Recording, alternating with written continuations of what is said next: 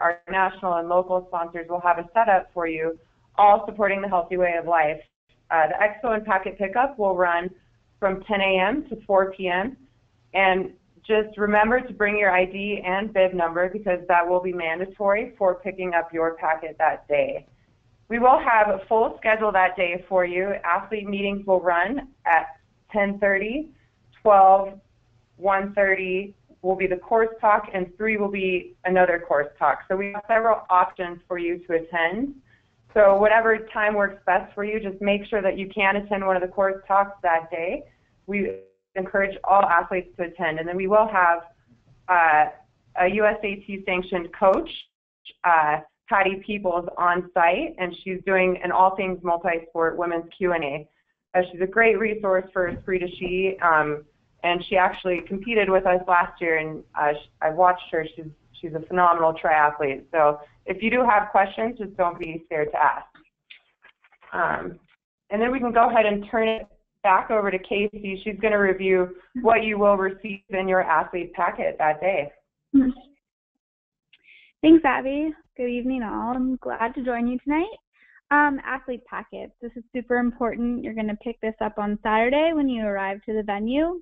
In your athlete packet, expect that you're going to have your athlete wristband. This athlete wristband is actually going to have your bib number on it, and you need to make sure that you have this on your wrist to enter transition with your bike and to leave transition. The number on your bike, the number on your wristband, and on your bib will all match, all be the same number, so you want to make sure that you're leaving and entering transition with your bike. You will also have your timing chip in your packet. It is super important to wear this on race day. If for some reason you leave it behind and don't have it on race morning, there will be an information last minute registration packet pickup booth that you can visit. But please do remember to bring this to race day. No chip, no time. This will also be worn on your left ankle. For the try and the do participants, you'll be receiving our super cute Moxie Cycling Sweetheart tank. If you see it on the right-hand side of the screen there, it's super comfortable and super cute. If you registered before November 30th last year of 2015, you'll also receive your Race to Register Moxie skirt, so make sure to pick that up as well. Your packet will also include your stickers for your bike and your helmet. One sticker will go on your bike, and the athlete meetings will be sure to demo where they go. Volunteers in transition will also help you put them on your bike as well. And then the sticker for your helmet is going to go right in front of your helmet, so that when you're riding, everyone can see it and the photographers can see it as well. You'll also have your race bib. It is optional to wear this during the bike, but you definitely have to wear it during the run. It is mandatory. So I'd highly recommend getting a race belt and sticking your bib on that so you can quickly throw it on, either if you want it for the bike, but most likely just for the run. You'll also receive your Bubbly Bar wristband for adults that are 21 and older. The Gildan Esprit de Ski event is very famous for their mimosas, so make sure if you're 21 and older to get that wristband. You are also able to get that on race day as well. Just make sure you have your ID. And remember that you can't enter transition right away. So if you have friends or family, someone around, make sure they have your ID. Along with all of the stuff that's going to be in your packet, you'll also receive your participant goodie bag. There's a bunch of goodies in there, so make sure you grab that. Your swim cap, if you're doing the triathlon, your swim cap will be according to what wave you're in. So you'll be you might have a different color than your friend depending on your age group, depending on what wave you're in. It is mandatory that you wear a swim cap. This is for safety reasons. If you are allergic to latex, you can bring your own swim cap and just let us know that you're wearing that. We also have safety pins that are optional for you during packet pickup. If you want to grab 4 of those to put your bib on, like I said, I'd highly recommend using a race belt. That's it for athlete packets. Moving on to race day, Sunday, the exciting day. Transition and body marking will open at 5 o'clock.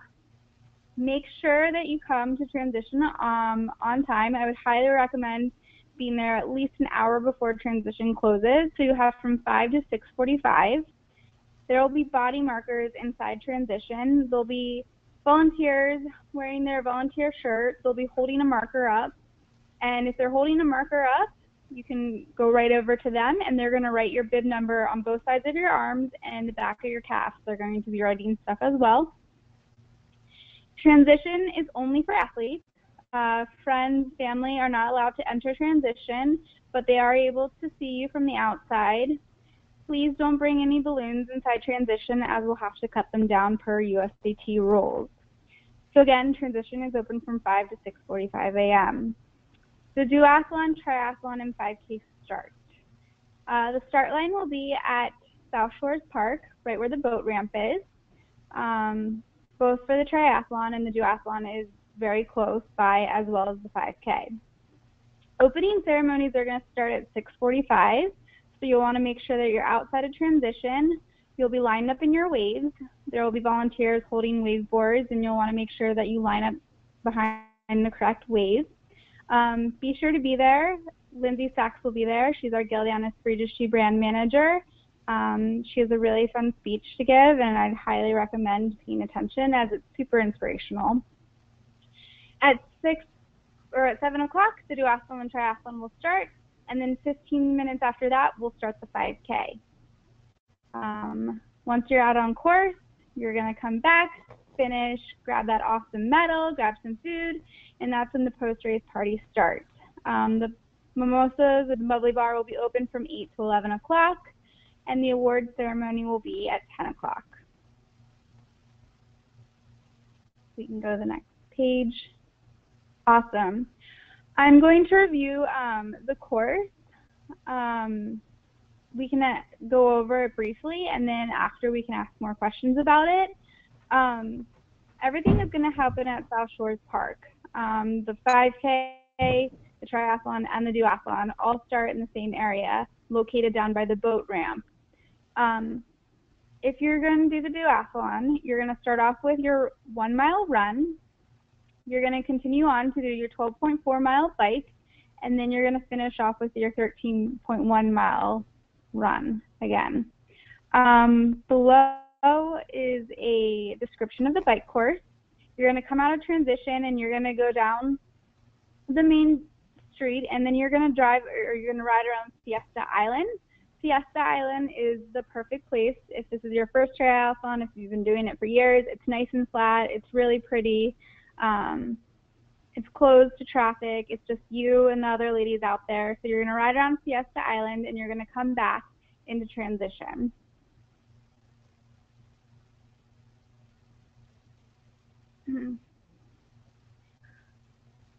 On the map below, okay, so we can go over the triathlon course.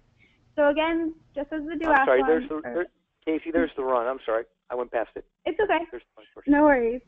If you see below, the first run, you're going to start on the left side. You're going to head outside of transition.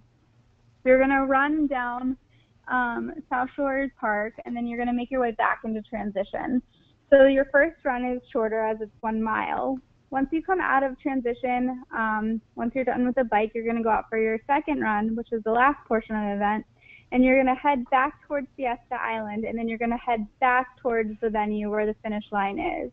So it's a super simple, flat course. You can't get lost. There's plenty of markings out there, and it's great for beginners or elites.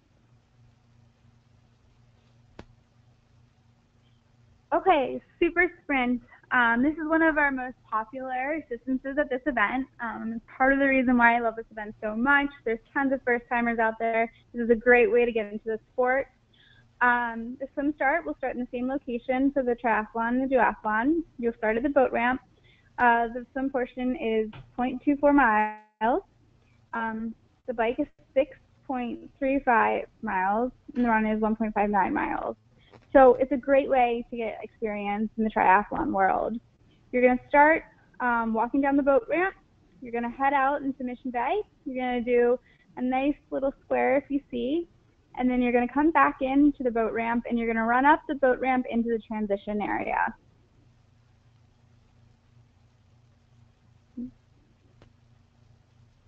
Moving on to the bike course, you're going to come outside of the transition. You're going to go down the main road onto Fiesta Island. And the most important part about this is the duathletes and the sprint triathletes are going to continue the whole way around Fiesta Island. So if you're doing the super sprint, you're going to want to make sure that you have your eyes out for the super sprint turnaround because it's before the other two distances. So make sure if you're doing the super sprint that you take that first left turn where it says super sprint. There will be plenty of signs. There will be volunteers telling you to turn left if you're doing the super sprint. But make sure that you know that you're supposed to turn there if you're doing that distance. So super sprinters will go onto Fiesta Island, take that first turn left, and then they'll come back down Fiesta Island, back down the main drag, and into transition.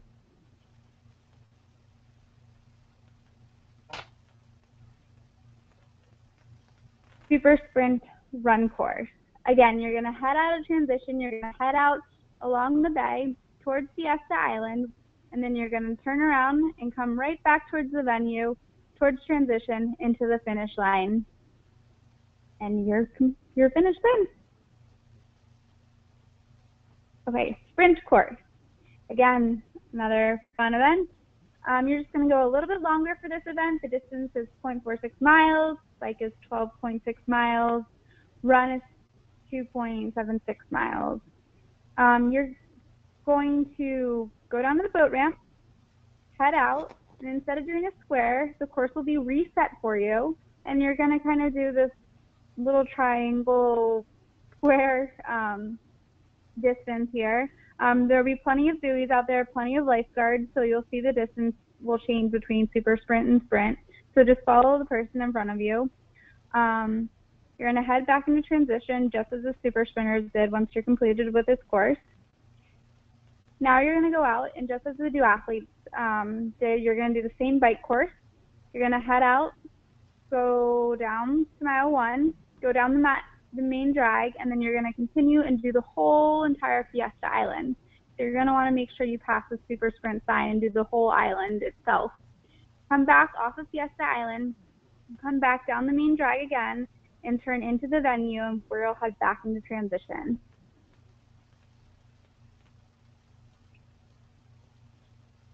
Run course.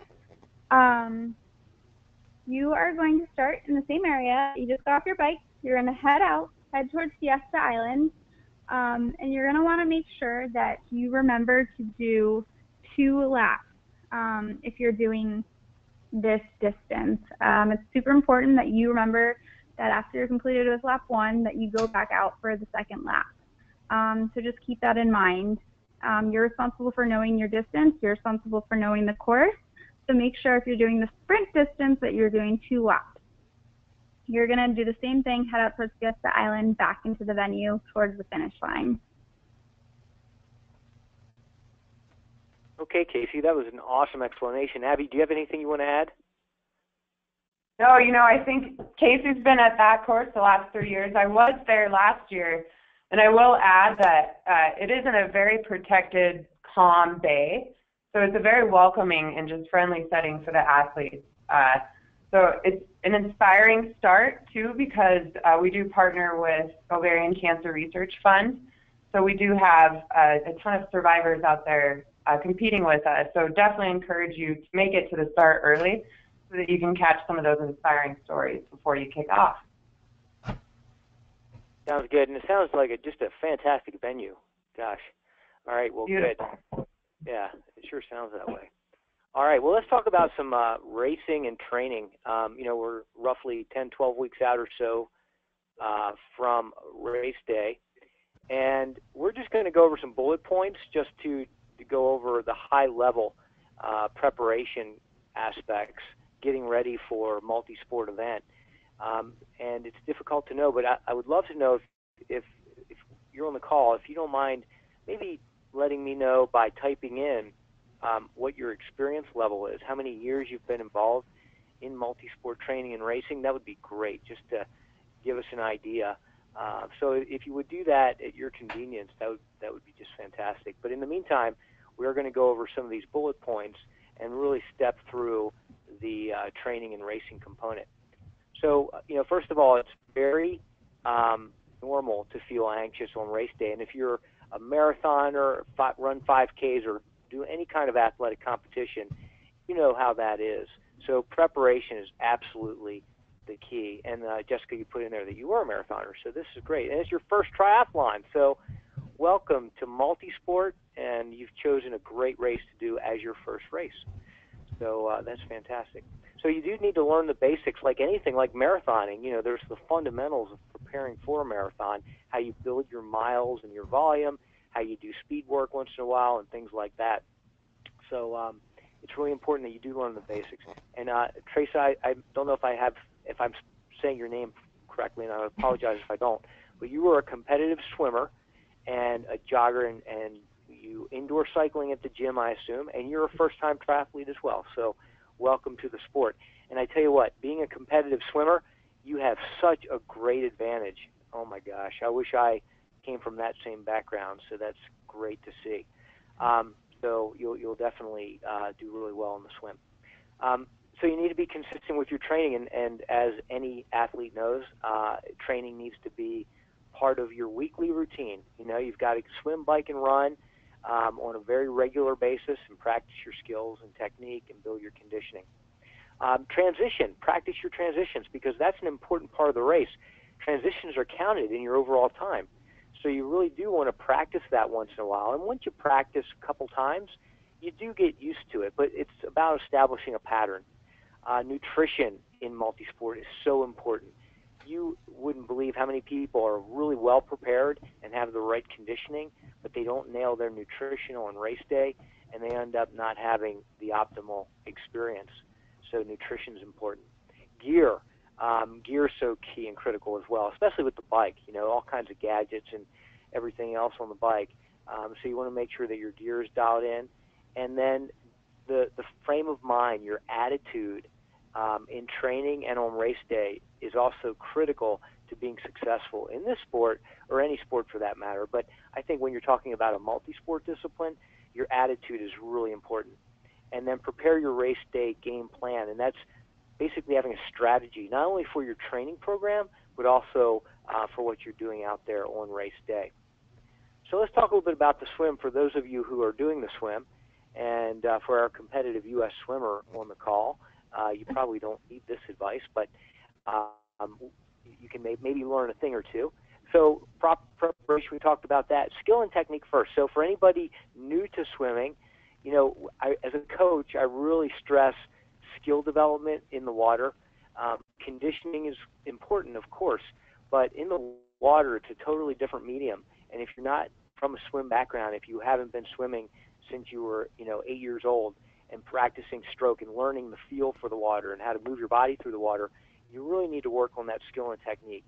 And conditioning is secondary. And conditioning will come. But what I recommend to newbies is that they work with a coach or somebody who can look at their stroke, break their stroke down, and just drill, drill, drill. There's all kinds of different drills you can do to build your technique and move more efficiently through the water. Practice frequently. 2 to 4 times a week is definitely recommended, especially as you're starting to build your skill and technique.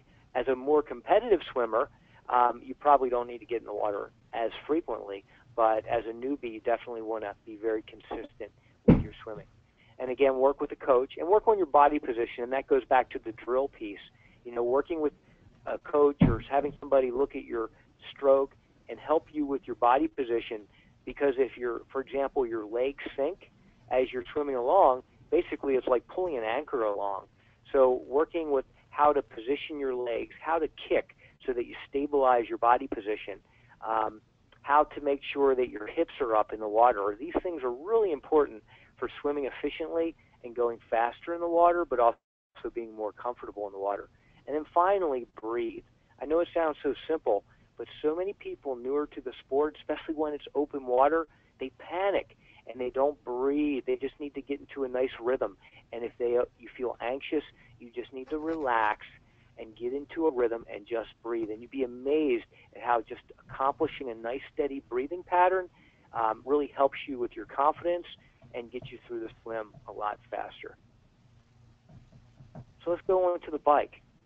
And one thing I say to all my athletes, and I've been saying this for a long time, is the bike sets up the run, and this is so key and critical. There's pacing in triathlon is everything. I always say you have a match book. Everybody has a match book of matches, and really experienced athletes with lots of fitness and years of experience under their belt have really big match books. If you're a newer athlete, you don't have as many matches in your match book, and it's all about how often and how fast you burn through your matches. And ultimately, everybody burns through their whole match book, but the key is to burn that last match when you're about ready to cross the finish line. Okay, so I say the bike sets up the run because a lot of people go out too hard on the bike and they burn a ton of matches early on in the bike, and they don't have a whole lot left for the latter portion of the bike or the run, and they tend to fade on the run. So keep in mind, the bike sets up the run. So one thing, know the course. If you live close to the race site, obviously you want to pre-ride the course. I thought Casey's explanation of the course was fantastic, but certainly get out there, even on race weekend, if you can, prior to race day, and see if you can look at the course and drive it at the very least, so you have a basic understanding. And then Abby, I believe, will go over any other clinics or events that will go on prior to the race. Pacing. Be smart on the bike. Use an easy gear when you head out of T1. So gearing, it's really important that you understand your gears on the bike. You know, that big chain ring on the front or the small chain ring on the front, what does that do in relation to your effort when you're on the big chain ring on the front and the smallest cog on the back? Well, I tell you, that's a hard gear to push. That's called a really big gear inch, and that's the kind of gear you push maybe when you're going downhill. Because keep in mind, you want to maintain a cadence in the mid-80s for optimal performance. So if you're pushing a really big gear at a cadence of 60 RPMs or something like that, you're using too much muscle. And by doing so, you're going to fatigue yourself for the run. So make sure that you're choosing the right gears. And normally when you start the bike, you always want to be in a really easy gear. So I recommend the small ring on the front and somewhere in that middle of the rear sprocket cluster on the back, so you can get your legs loosened up for a mile or two and just spin your legs out. Get yourself warmed up before maybe getting into that bigger chain ring. And as Casey mentioned, it's a flat course. So you could be in that big chain ring for most of the ride as long as you can maintain that cadence in the mid-80s. Okay? Smart pacing. Ease into your race, and that's what I just spoke to. So you find your rhythm. And that even if that means starting out a little bit slower, it's okay. Because, again, if you start out and you get your body warmed up, you're going to be a lot more comfortable out there, and you'll ride a lot more efficiently and a lot faster than if you go out way too hard and burn through your matches. Higher cadence, lighter gear, and we mentioned that. And, again, the bike sets up the run. So there are rules in triathlon, and you need to be aware of the rules. And I'm certain there's probably going to be some course talks prior to the race, where they'll go over some of the basics and the fundamentals. But one really important rule for USA Triathlon is that you're not allowed to draft. And drafting is basically sitting on the wheel of the person in front of you and taking advantage of their slipstream. And the reason that's illegal is it's because when you do that, you're conserving upwards of 30% of your energy, and that's just an unfair advantage. So in the sport of triathlon, you're not allowed to draft. You need to be at least 3 or more bike lengths behind the person in front of you. And again, they'll go over that in a little bit greater detail. Let's talk about the run. Run strong to the finish. You know, the run's always the hardest part of the race because your body's fatigued. You've swam, you've biked, and now you're going out for the run. And that cumulative fatigue just starts to add up. And this is where you really need to dig deep and focus with everything that you have. So one of the most important things on the run is your efficiency and form. If you're running efficiently and say, for example, you're running with, you're very light on your feet and you're running with a nice steady rhythm and a nice foot strike that's not heel focused or emphasizing the heel, more so flat foot or maybe even a little bit towards the front of your foot, that's an efficient style of running. And your arms are nice and relaxed. Your upper body's not anxious or tense. That's an efficient form of running. So you'll run faster and more effectively at a lower energy cost. And that's what running in triathlon is all about. So in your training, you need to make sure that you play with your pace a little bit and do some interval work.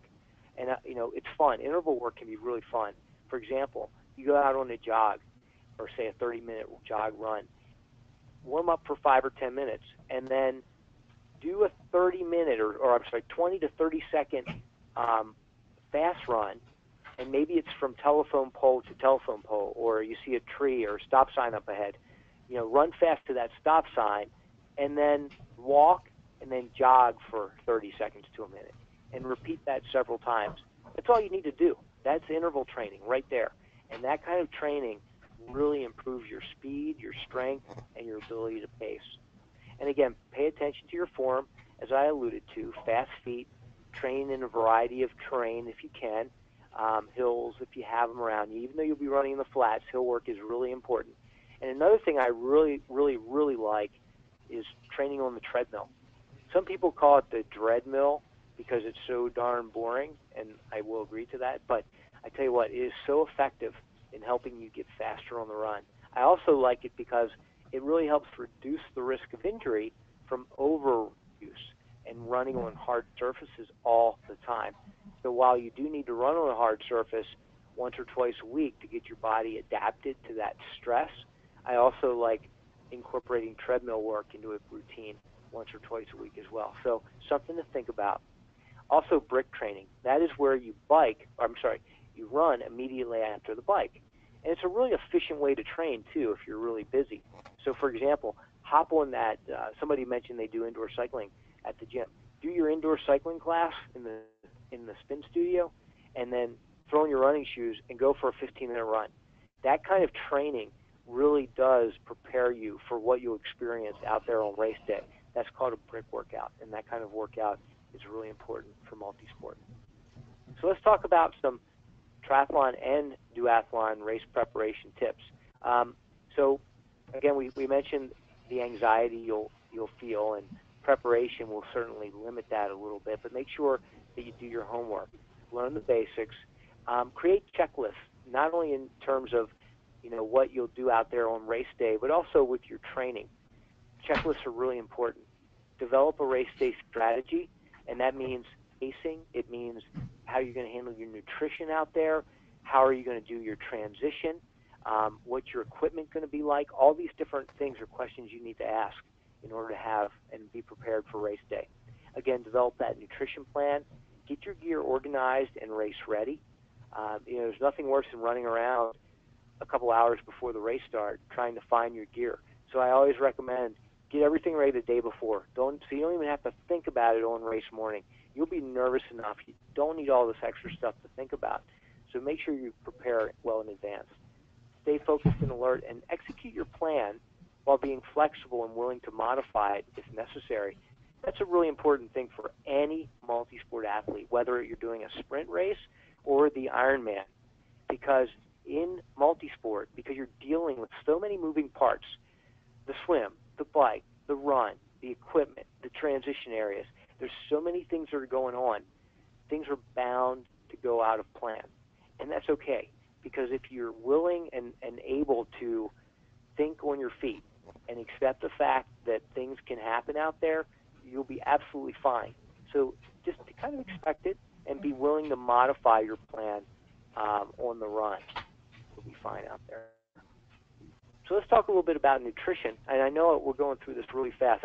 I will tell you this we're putting a lot of information into this deck and doing bullet points, but we have week-long or 4 or 5 day long training camp programs where we actually present all this material as well. So we're condensing it right now.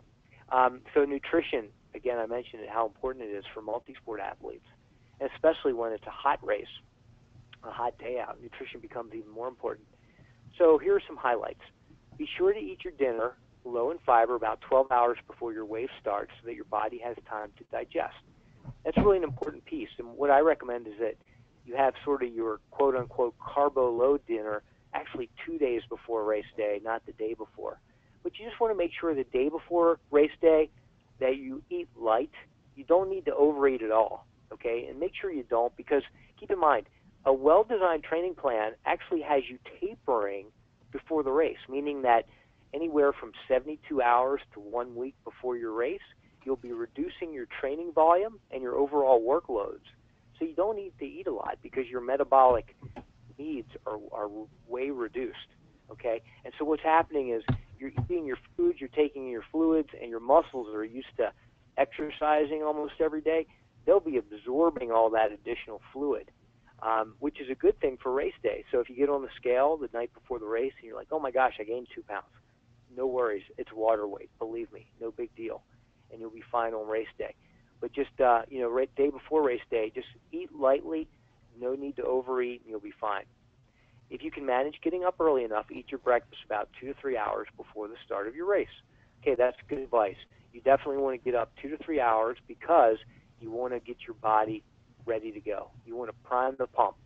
You just don't want to wake up half an hour, boom, you're racing. You want to make sure that your body's ready to go, your metabolism's up, and so you have a light breakfast.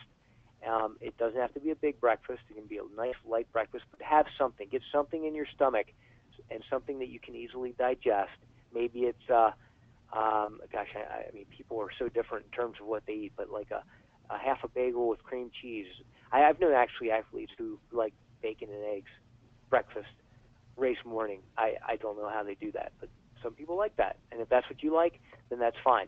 Coffee. I often get questions, should I drink coffee?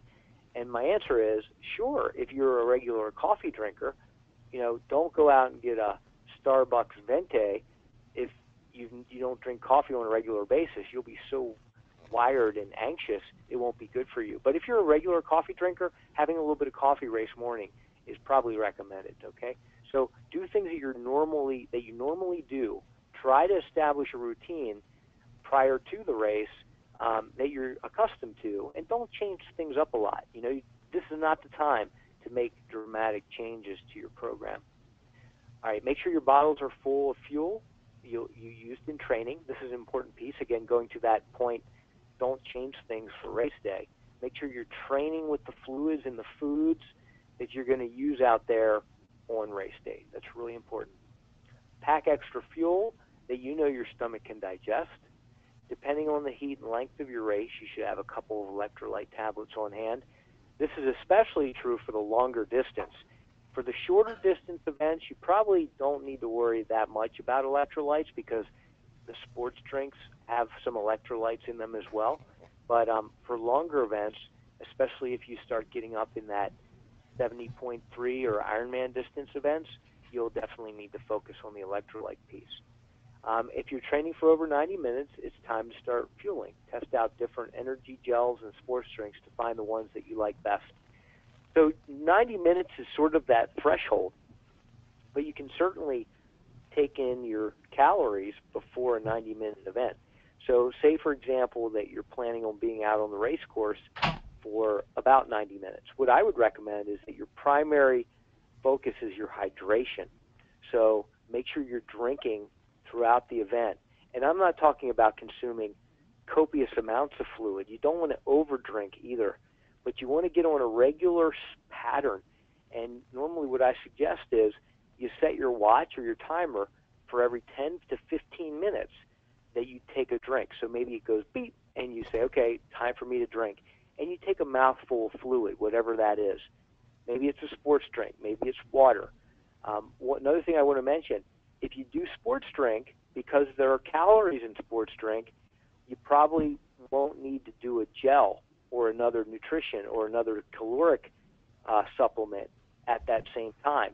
In fact, when you do a gel or some other calorically dense product, you want to make sure that you drink water with it. And what that does is it dilutes that sugar solution in your gut, and it makes it easier to digest.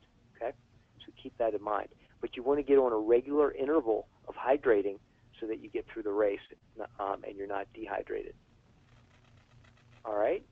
So let's go through some of our equipment.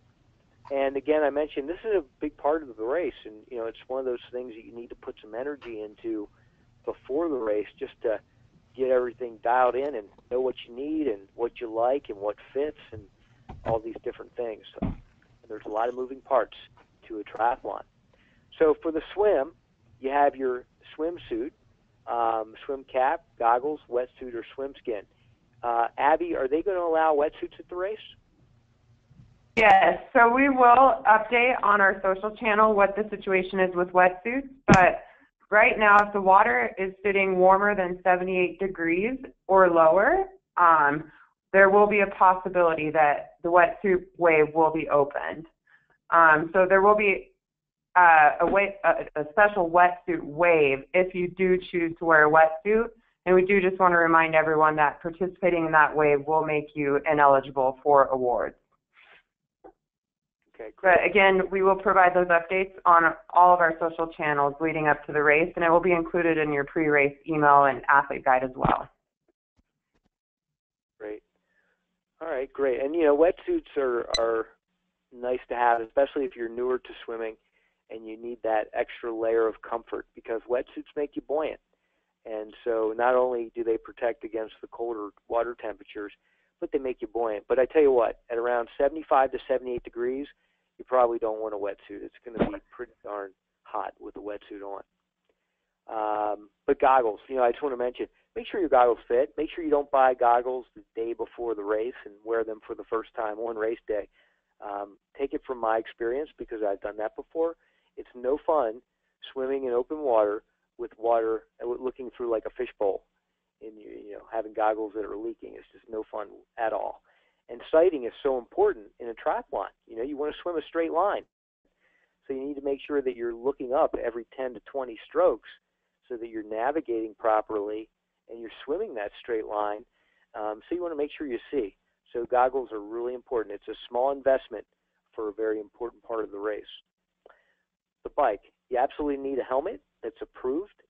You know, most people are wearing approved helmets these days. Any newer helmet, it's likely going to be an approved helmet from a safety standpoint.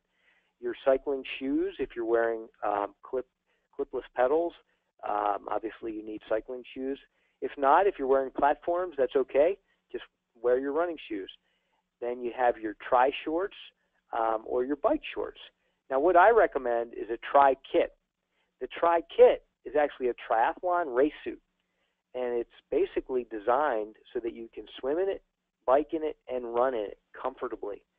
And they're just a great, convenient way to go through the entire race. And they come in one piece and two piece. And at Lifetime, we have our Lifetime Triathlon team, and our members all wear our Lifetime tri-kits. And they're just really comfortable. They're made by Volet, and they just are just fantastic. So in the short, you have this little pad in the crotch area for the cycling piece, but it's not so big that you're not comfortable when you run. So it's just something you should look into. It's called a tri-kit. So something I definitely would recommend for everyone to race with.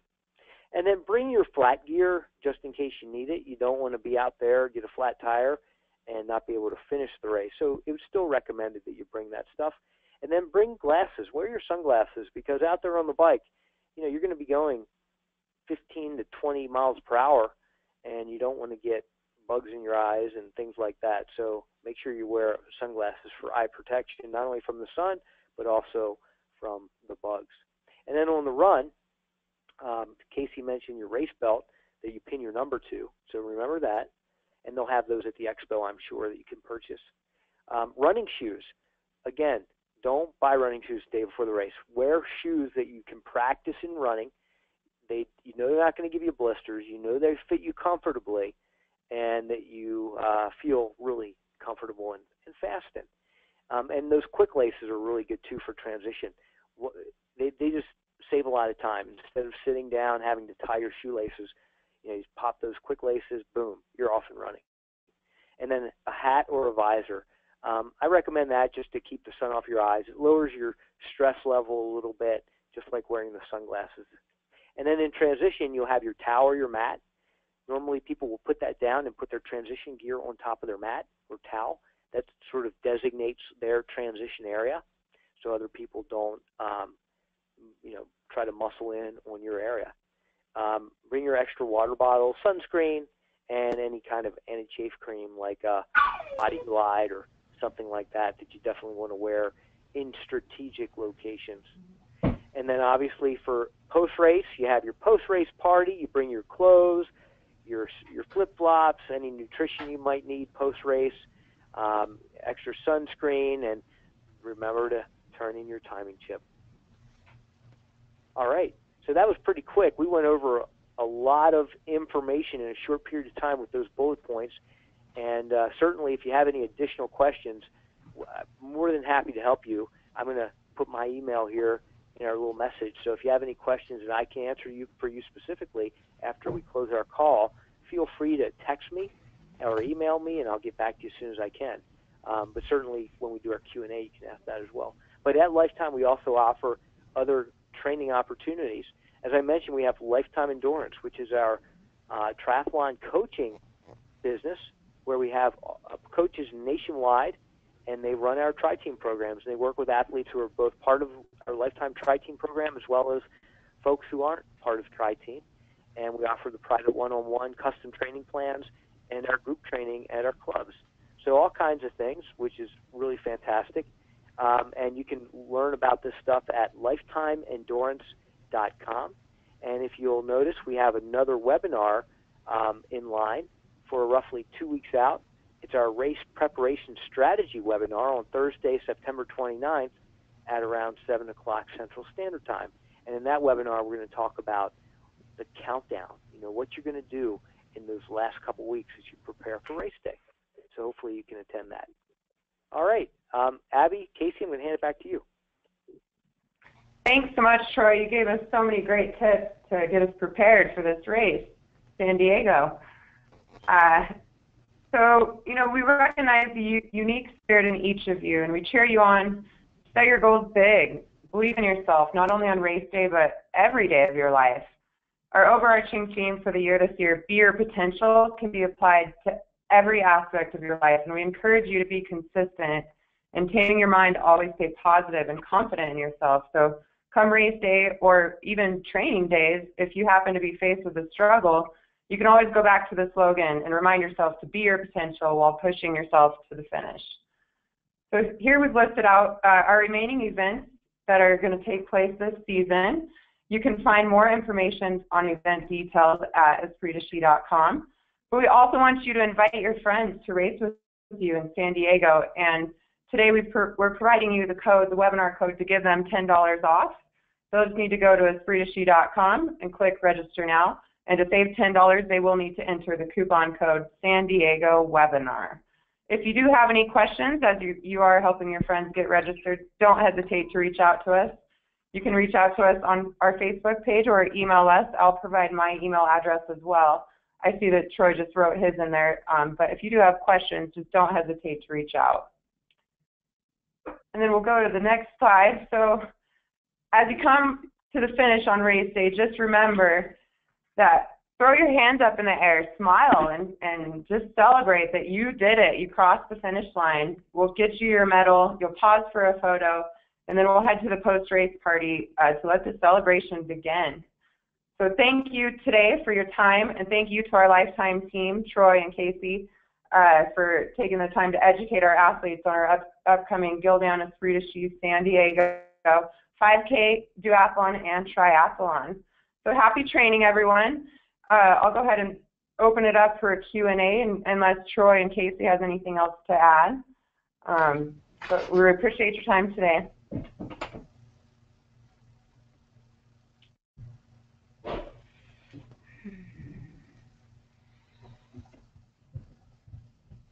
All right, well, thanks for that, Abby. So if anybody has any questions, you can take your phone off mute if you'd like. I'm going to put everybody, I'll do that, in fact. Let me just unmute everyone. And you can ask any questions. If not, that's fine, too. We'll keep the line open for another minute or two and ask away or type in your question. Or, again, you can contact us offline, and we'll help you that way. All right, we have a question. Thank you, Jessica. Okay, at the start of the swim, do we start in the water or do we jump in at the whistle? Very good question. Casey or Abby, that's a good question for you guys. So that is a great question. So you will line up behind your wave board. I can't tell you how many waves there necessarily will be. There could be anywhere from 1 to 10, 1 to 15, depending on how many people are registered, and we can only have 140 max per wave, and we like to keep them a little bit smaller. What will happen is you'll line up behind your waveboard, and the volunteer will guide you into the water. So you will be able to start in the water. As for a warm-up swim, last year there's a beach. If you walk around the little hook of the bay, so just opposite of the boat ramp, there's a little beach, and we had lifeguards there in the morning. And for about half an hour before transition closed, we allowed our athletes to warm up in the water with the lifeguards over there. So if you feel the need to get in the water, loosen up a little bit, I'd highly recommend doing that walk. It's just a short walk over to the beach and then a short walk back. But yes, you do start in the water. Right. Thanks for that, Casey. One more question for you is, will there be buoys out there? What will the buoys be? How will they be set up out there, Casey? Yes. Okay. There will definitely be buoys. They're not just going to send you out there. We'll make sure it's super well marked. I can't tell you exactly what color the buoys will be or the shape. We'll be able to tell you during the athlete guide when that comes out about 2 weeks before the event. And then at the 4 sessions for the athlete meetings, Dave Kappas, who is our announcer, he'll be sure to inform you what buoys we'll be using. The difference between this event is that we do the super sprint and sprint separate. So we set the super sprint course and the athletes go out and do that. And then we allow 20 minutes for the lifeguards to change the buoys. And then the sprint athletes will go out. So you're going to not only follow the buoys, but you're going to follow the people that are on paddle boards, that are in kayaks. So there will be plenty of directions out there the morning of the race. Perfect. I have one that I'm just finishing typing in.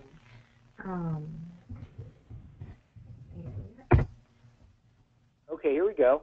When you say the start is in the water, you mean participants are walking down to the water? So the start's located on the boat ramp. So everyone lines up on the boat ramp onto some concrete parking lot area. So you'll walk down the boat ramp actually into the water. And you'll kind of go out towards where the boat ramp ends, and there will be buoys out there. And that's where the start line will be. Okay, thank you for that. And since I'm speaking anyway, how imperative is it to actually bring extra bike tires or the air pump? Is it necessary? Have you seen flats out there? Have people had to pull over and fix their own tire? We do have, yeah, it's definitely a good question. So I can answer half of that. There is a local bike shop that will be there, and they do support bike tech in the transition area. So the morning of the event or the day before the event, they're there to help pump up tires. If you don't have bar end plugs, these little things that go into the end of your bars, they'll plug your bars. They're there to help you with those kind of last-minute technical difficulties. But Troy probably could speak best on how to come prepared to the actual event itself.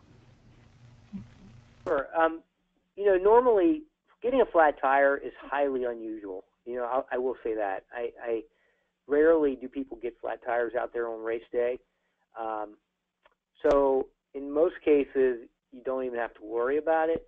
But I guess I would suggest just coming prepared with a spare tube just in case you do. Because I guess from my perspective, you don't want to do all this hard work, get ready for the race, go there and do the race, and then get a flat tire and not be able to finish. So it's certainly up to the individual. What kind of bike are you riding? Are you riding a mountain bike or a road bike? It's a road bike. I just purchased it, but I don't have any tools. Like the CO2 thing you're talking about, I've seen it. I have no idea how to use it. Okay, no, that's fair. No, that's so my suggestion, and I used to own a couple triathlon stores, and whenever somebody bought a bike from us, we would go over with them how to change a tire and show them. It's really a simple thing. It takes just a few minutes, but it's really something that if you are going to start riding your bike more on the roads, just for safety, you should probably know how to change your tire. My wife is a triathlete as well, and I always bug her. I always say, are you sure your CO2 cartridge and everything is in your saddlebag? And I know she knows how to change her tube, so just in case she gets a flat, she knows how to do it. Simple bike maintenance, like what happens if your chain falls off your front chain ring, which can happen when you shift, or if your tire goes out of alignment, it's rubbing up against your brake pad. Knowing how to do simple things on the bike can really make it more convenient for you and keep you out of harm's way. So I would just go to your local bike shop where you bought the bike and just ask them to go over some of these simple things with you. Awesome. Yes, that does sound good. Thank you for that suggestion. Sure thing. Mm-hmm. Oh, and then another thing, these transitions. So I'm assuming it's a transition from swim to bike, bike to running. You're allowed to set up. Do you pick your spot in the transition field? How does that work? So on the transition racks, we typically have 6 to 8 bikes. So most likely be 8 bikes per rack, and your bib number will be located on the rack. So you'll see at the end of each transition row, there will be 2 to 3 to 4 racks set up in a line. We'll have row end signs, and in those row end signs, they'll have row 1, row 2, row 3. So remember what row you're in, but also in your row on the transition rack itself will be your number. Let's say you're 168. You'll rack your bike at 168. Great, and we can lay a towel out with our goggles, running shoes, just the gear that we may need along the way. Yeah, definitely. I like to tell people, I don't know if Troy maybe mentioned this earlier, but I typically recommend, the area, a small gym towel that you have is pretty much the space that I would let yourself imagine using. You don't want to show up and, throw your stuff everywhere. I always joke around and say, please don't make it a yard sale. Please try to stay in your small little area. Just be kind to your neighbors.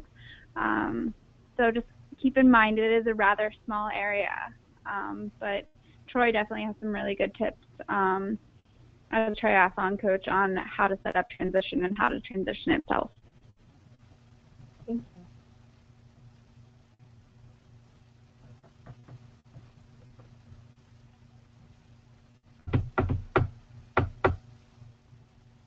Okay. Anybody have any more questions?